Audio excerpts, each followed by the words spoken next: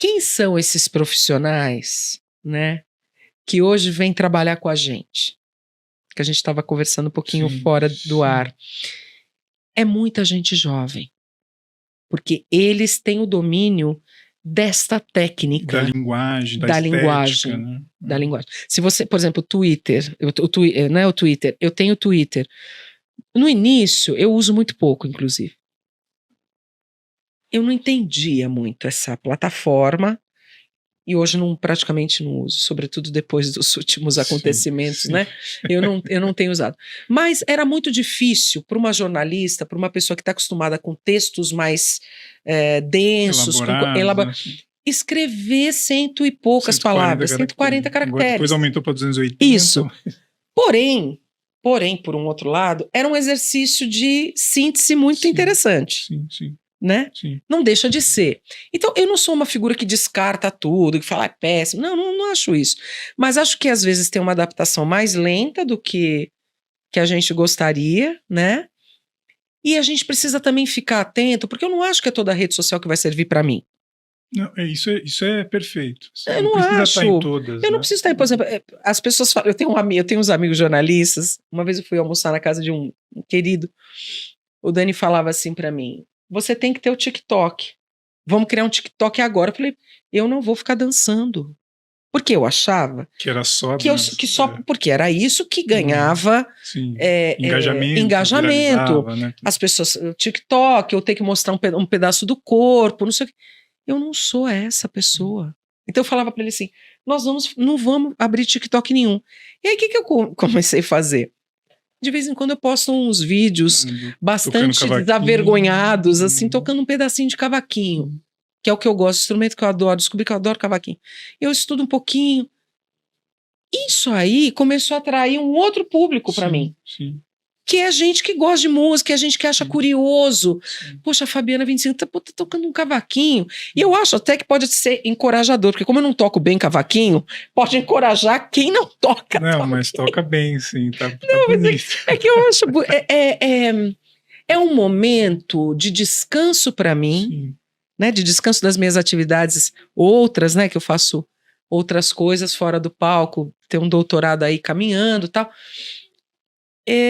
Mas é um momento prazeroso e que eu faço com muito carinho, posto nas redes sociais, lembro uns refrões de samba que a gente gosta de cantar o quê? Junto. E aí eu percebo que as pessoas acham legal. Não, e assim, e você pode, um outro público pode te descobrir ali dentro. E você sabe que isso tem acontecido, Fábio, porque tem umas pessoas que eu vejo lá que curtem, às vezes eu vou dando uma olhada. Eu nunca vi essas pessoas, por exemplo, no Instagram. Sim, que é um público que te segue já há mais tempo. É muito interessante. Não, assim, o TikTok tem uma particularidade que tem um algoritmo poderosíssimo, né? Então, se a pessoa está acostumada a assistir músicos ali tocando, ele vai te recomendar o seu também, e se a pessoa assistir você inteiro, ela vai recomendar várias vezes ali. Então você tem um poder de viralização ou de alcançar mais gente ali dentro muito grande, né? Muito grande. Pelo menos por enquanto, não sei que daqui a pouco eles mudam o algoritmo, então a gente nunca sabe. Mas é muito interessante. E aí, assim, é encontrar a estética, que nem, se você se sente bem, né, tocando o cavaquinho ali naquela estética, porque assim, acho que hoje tem uma loucura das pessoas, acho que isso se inclui na classe artística, mas acho que em todas as profissões, das pessoas ficarem buscando uma fórmula do sucesso, né? Como é que eu posso engajar, nem assim, me deram um feedback do próprio podcast que eu tinha que fazer um momento de virada, assim, eu falei, cara, mas é corporativo, assim, eu não quero criar polêmica, eu quero só conversar e gerar um conteúdo. E isso já é um conteúdo importante, né? Porque eu acho você tem ali quem vai assistir, né? Eu acho, por exemplo, eu fiz pouco podcasts, mas eu adoro podcast. Geralmente eu participo de podcast sendo entrevistada, né? Então, por exemplo, o pessoal da Rádio Batuta, que pertence ao IMS e tal, tem uns 2, 3 programas, 4 programas lá que eu já participo como pesquisadora e também dei algumas entrevistas. Mas é muito interessante, porque ele institui, de certa forma, a função que o rádio fazia. Quer dizer, não é a mesma função, porque o rádio era ao vivo, tinha tinha uma imprevisibilidade muito grande, né? O podcast a gente edita. Pauta, né? Mas existe uma pauta, é isso. existe uma conversa. Sim. Eu, por exemplo, escuto podcast quando eu tenho que ir para a universidade, na Unicamp, eu vou ouvindo a estrada inteira uma história, porque eu vou aprendendo também. Sim. Eu gosto desses podcasts de história, Sim, são fantásticos. Né? Então eu vou ouvindo, você vai aprendendo, né? Agora, eu acho que tudo isso vem somar, né, para que a gente possa ampliar a nossa maneira de comunicação e não reduzir. Não pode reduzir, é isso que eu acho. Então, e tem uma coisa que você mencionou agora que é muito importante, eu acho que a gente tem em mente. A gente é o que a gente é. Isso eu não arredo o meu pé, entendeu, Fábio? Quer dizer, 25 anos de carreira, defendendo, fazendo o que eu fiz, sendo a Fabi, que você conheceu no Ó do Borogodó, que hoje também canta com não sei quem, que não sei o que, está aqui, né, o seu lindo coro assinado pelo grande mestre Wilson das Neves. Quer dizer, essas referências são as minhas referências também.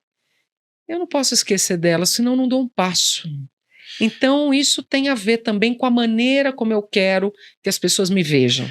E acho que tem uma coisa, foi falado aqui num dos episódios também do podcast por outro convidado, que assim, a gente está num momento muito efêmero, né, de tudo, mas talvez o que viralizou o mês passado a gente já não lembra.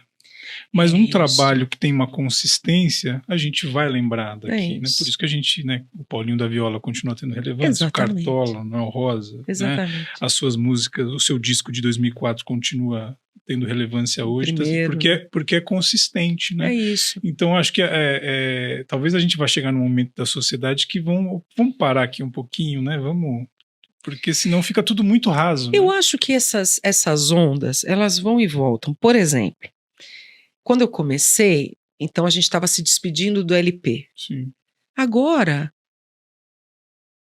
o LP voltou assim, a ser um objeto de desejo de muita gente. Né? Então assim, por exemplo, você tem sebos especializados que vendem LPs raríssimos e essas pessoas continuam vivendo disso e elas tem alguns artistas que estão lançando, artistas que estão lançando LP. Eu, por exemplo, tenho o desejo de lançar um LP do Santos. As pessoas sempre me pedem o do Santos, né?